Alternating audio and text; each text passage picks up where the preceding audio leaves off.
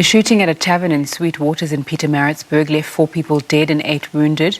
Local leaders say this is the 3rd shooting in the area on 3 consecutive weekends. A night out that turned deadly. 12 people were shot here while enjoying themselves. 2 pronounced dead at the scene. 2 others died later at a local hospital. Witnesses say a vehicle pulled up to the tavern and 2 armed men got out. Without a word, they opened fire on the patrons. One of the victims, Nhlanhla, was with his younger brother who managed to escape the bullets. He says the gunman stormed the building and started shooting, and he says when he heard the gunshots, he hid under the table because he didn't know what was happening. He says later after the shooting, he saw people on the floor and one of them was his brother. He says they rushed him to the hospital, but unfortunately he died on arrival. The tavern owner Mbuyiseni Mtambo says he doesn't know what the motive was. Mtambo says he has always had security to guard the premises. He says there's always been security present to guard the place, and he says he doesn't know the reason behind this killing. The area of Sweetwaters lies within the jurisdiction of the Plesisle police station. The station recorded the 3rd highest cases of murder in the province after Inanda and Mkhwanazi. In June, additional police who were part of the National Stabilization Team were deployed to various crime hotspots in the province, including Plesisle. But local leaders say crime remains high. This is now becoming a norm in Pietermaritzburg. Every week we get news of people that have been just shot at randomly. Last week it was in Tamboza, the other week it was in Kwapata. We had thought the intervention that the police minister had made of deploying a specialized team will change the situation here, but it only came down for about a month or 2. It is now back.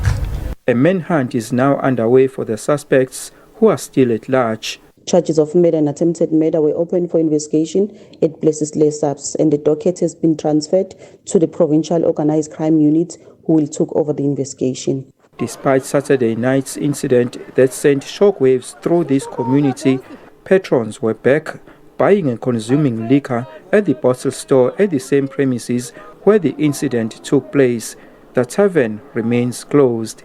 Vosi Kumalo, SABC News, Pietermaritzburg.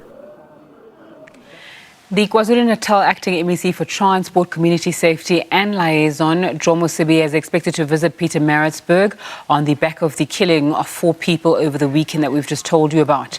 8 others are fighting for their lives in hospital. MEC Sibiya will be accompanied by the Provincial Police Commissioner, Lieutenant General Nhlanhla Mkhwanazi.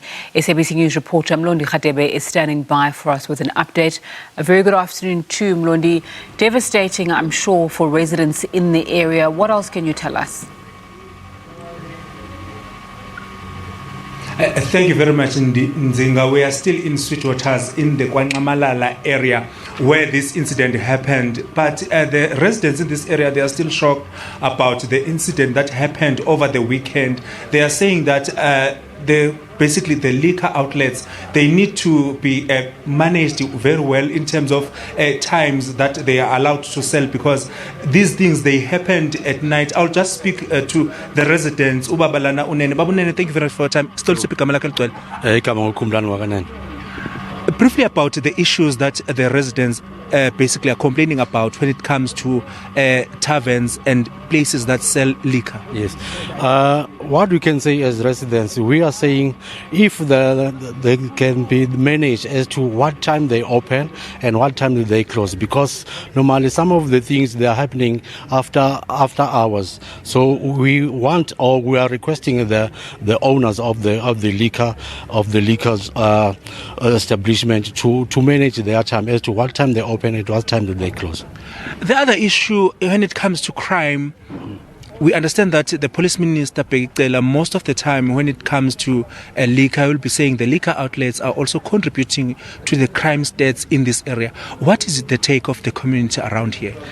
And with the Minister of Safety and Security, we are not happy about the way he does things as well, because we don't see any visibility of the policy around this area. So if he can intensify the security, then we'll be fine as the residents. We are not happy about him. So he is not getting into the task as to how the things should be done. In terms of the municipality, the bylaws allowing the liquor outlets to operate for 24 hours, what is your take in relation to that as the community, as well as the member of the society? Yesterday we saw the mayor. He was also here, but he said nothing about the bylaws. As the residents, we feel that they are doing nothing as the municipality in order for the residents to be safe, because with their bylaws, it's up to them to see that the bylaws, they are within the stipulated time as to what time they open, at what time do they close. But seemingly they are doing nothing when it's come to that. As the community, what is it that the community is doing to try and fight crime in this area? We've got the councillors here. We've got the Ndunas, we've got Amakos here. Seemingly, there are no structures here in this area. When I'm talking about this area, it's not about this Ward 3 only. We've got 4 wards here in Sweetwaters. We've got Ward 1, Ward 2, Ward 3 and Ward 41. And then they all belong to the area which is called Sweetwaters. So all these structures, all these wards that I've mentioned, they don't have the CPF, they don't have the Community Policing Forum. So it's up to them if they want the residents to be safe. So they have to establish these structures so that the community will be happy with whatever they are doing. Then they do things knowing that there are structures which are looking after them. But seemingly there's nothing which is taking place. Thank you very much, sir, for your time. Thank you so much. There was Kumbulani Nene, the member of this community here in Nhlanhla Ward 3 of the Msunduzi municipality. I'll just step out of the shot just to allow you, Nzinga, to see this establishment. The place where the shooting happened is still closed in these premises, but the Samkelisiwe restaurant is operational, because you could see the patrons coming in to buy whatever they want to buy in this place. But also there is a hope that the CCTV cameras will assist the investigation of the police, because it seems as if the footage was basically taken by the members of, was handed over to the police so that it can assist them in terms of investigation. Back to you in studio, Nzinga. Mlondi Radebe giving us an update there from Pietermaritzburg. Thanks so much for that.